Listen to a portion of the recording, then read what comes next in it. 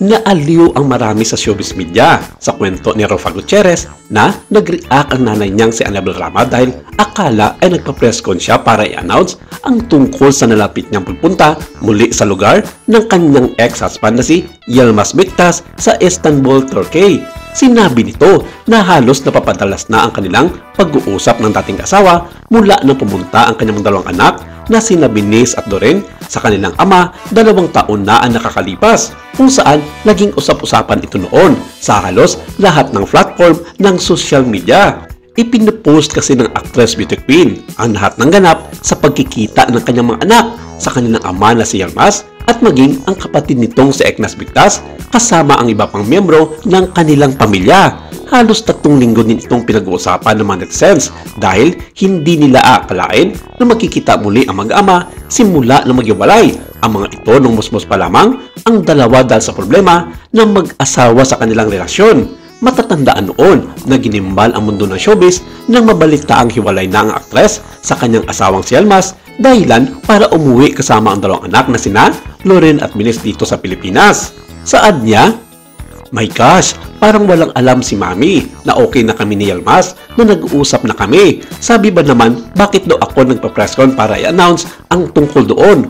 Of course not. Sabi ko sa kanya, para sa isang proyekto ko ngayon under ABS-CBN ang interview kong yon. Sabi ba naman, puro Yilmaz daw ang nabasa niya at parang wala namang nagsulat tungkol sa nasabing magiging proyekto ko sa ABS.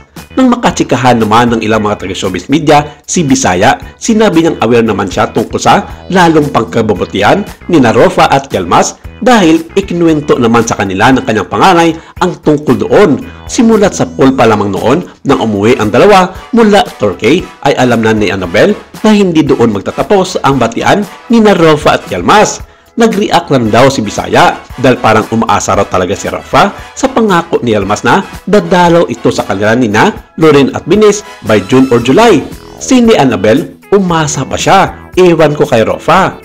Pero ang kwento naman ng actress beauty queen sa mga nag-i-interview sa kanya ng mga taga-industriya ay parang excited din naman si Bisaya na dadalaw si Yilmaz dito sa Pilipinas. Anyway, siguro marami lang ang interesado talaga na dumalaw si Yilmaz para makitang bati na nga sila ni Rofa Gutierrez. Katulad nga ng madalas sabihin ng actress, hindi pa rin maialis ang katotohanan si Yilmaz pa rin ang tatay ng mga anak niyang sina Loren at Binis.